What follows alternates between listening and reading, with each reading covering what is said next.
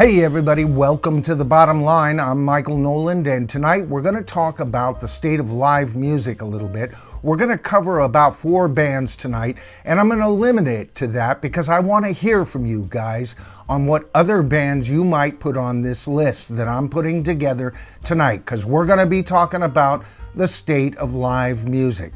We're going to talk a little bit about Foreigner. We're going to talk about even Genesis and Kiss, and of course, we're going to cover a little bit about Mötley Crüe.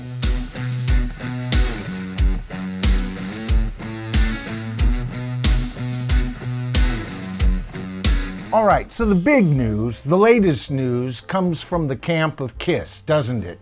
Evidently, Gene Simmons had a bit of a problem on stage. They had to take him off stage for a while, stop the whole show, and then he came back out and finished the show. Now, Kiss is one of the greatest circuses on planet Earth, and you know what? The show must go on, so I'll give Gene his kudos for that. But that's where it ends, folks. Now, as the story goes in the article here, it states that Kiss had to pause their show in Brazil last night, April 12th, after Gene Simmons fell ill during the performance. They took a brief break while he recovered, and then they finished the show. Now, I've got to give Gene Simmons his due here. I mean, Kiss is the greatest circus on the planet Earth, isn't it? And their whole idea of the show must go on should be applauded. But if you clicked on this video because of my thumbnail and the photo of Gene Simmons sitting in a chair. Now, this isn't Gene Simmons sitting in a chair, folks. This is the blood-spewing demon of Kiss that had to take a knee to continue to perform. This is sad. While I give Gene his due, you know what? There are some prerequisites to be in a rock band, and only one of those is you've got to be healthy enough to keep up on tour. But what did we get?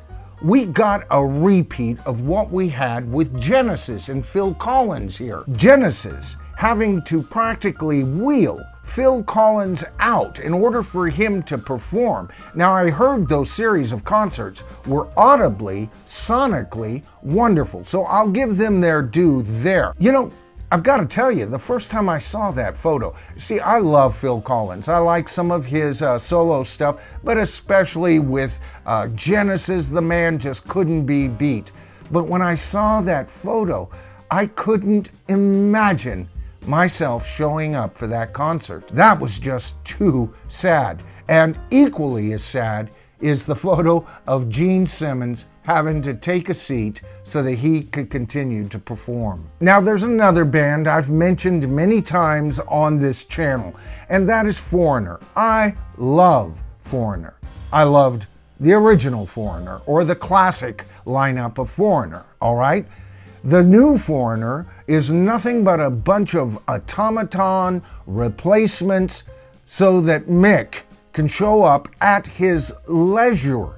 They limousine this guy into these concerts when he's feeling up to it. All right? Strike 3 right here, folks. What the hell is going on? And yet, what do we have with Mick Mars? You know, the more and more I read about Mick Mars, I'm becoming a fan. But since we're talking about Mötley Crüe, guess what? The band's managers. Now, here's what I think about managers. I remember a story about John Lennon and the Beatles recording, and this was right before Brian Epstein, their manager, died. Now, Brian was trying to be all managery, right? And he came in and he questioned Lennon about a certain note that was being played on a song they were recording. As the story goes, John Lennon peered right over his glasses and said, "You stick to the percentages, Brian. We'll handle the music." Oh, now that's rock and roll, people. So here's my point. I'm not a big fan of managers. I loved Led Zeppelin's manager.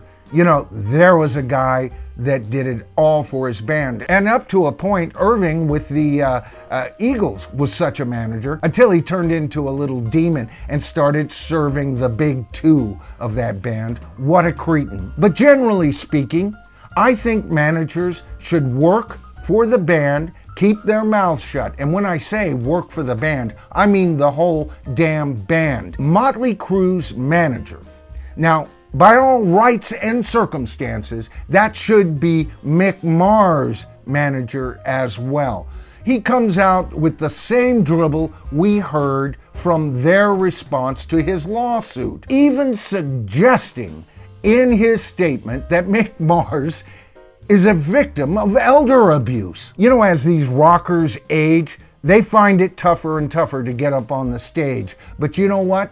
Managers age too. But the phone is relatively just as easy to pick up, right? Every single time. This guy is nothing but the money man, and he thinks he's Mötley Crüe. Did you possibly think, as a manager, that you could open up your freaking mouth and any of us would pay attention to it? As far as I'm concerned, buddy, you're overpaid by about 20%. But that gets me to the whole course of this video and my question to the tribe.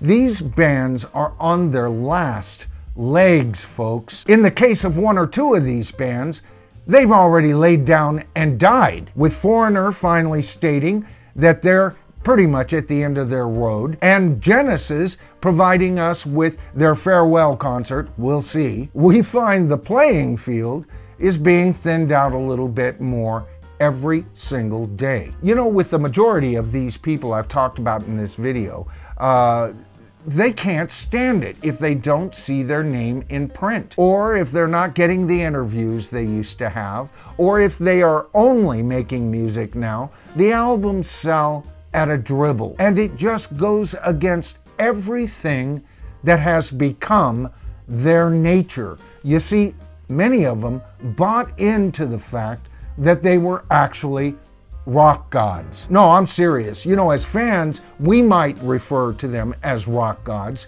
You know, this almost, and I say almost with a small a, worship that we have for them, right? That's our word. It doesn't belong to them.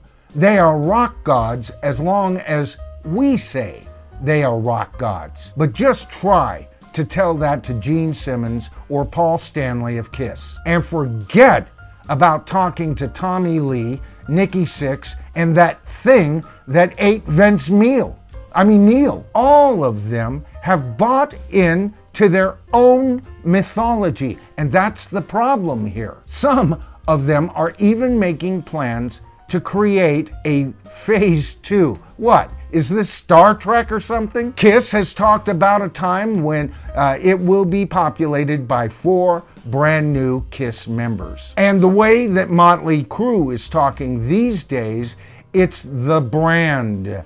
It is the corporation that shall survive. And we always know there's a manager or two behind that kind of thinking. You know, with the exception of Phil doing one too many shows, at least Genesis had the right idea.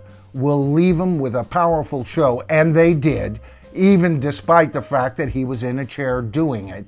And then they're off to La La Land. And Phil can pay his staff of nurses to take care of him in his dotage. But in the meantime, who's really getting stuck with the bill? It's you and I, isn't it? We pay higher and higher ticket prices to the scalpers of today, Ticketmaster and company, and as long as the band's brand, their logo, is up there in lights, we'll tolerate anybody playing their music. All right, folks, so I could have easily named another 10 bands for this video, but I'm gonna let you guys handle that in the comments tonight. And by the way, if you enjoyed the video, please give it a thumbs up. We've talked about how the YouTube algorithm better disperses the video to a wider audience. And of course, if you are a viewer who sees my videos from time to time, you know what? You can be notified of all of those videos by hitting that subscribe to the tribe button and then tapping that top bell icon. All right, I'm Michael Nolan. This is the bottom line, or at least as I see it. And folks, together we become a tribe. And you know, I've said that so often that it really has become the channel's mantra, so to speak. What is that mantra? We are the tribe. And I'll see you in my next video.